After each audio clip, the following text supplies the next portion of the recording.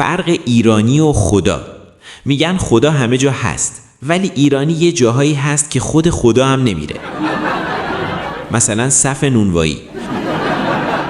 خدا گفته عدالت رعایت بشه، ایرانی میگه داداش من فقط یه دونه سنگک میخوام، حساب نیست. یهو میبینی جلوتر از همه ای. خدا گفته قناعت خوبه، ایرانی تو مهمونی میگه نه بابا سیرم.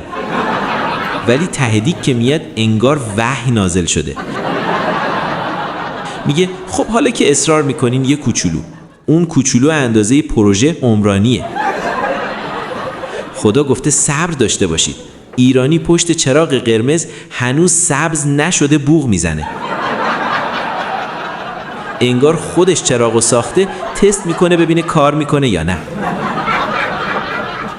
خدا گفته دروغ نگید، ایرانی تو تلفن الان دم درم، در حالی که تازه از حموم اومده بیرون. حوله دورشه، سشوار دستشه. خدا همه چی رو میبخشه، ولی ایرانی تو رانندگی نمیبخشه. یه لحظه راه ندی تا 7 نسل آدم رو میاره وسط بحث. خدا گفته اسراف نکنید، ایرانی عروسی میگیره که انگار قرار المپیک برگزار کنه. 5 نوع برنج، 12 نوع خورشت، آخرش هم میگه ساده برگزار کردیم.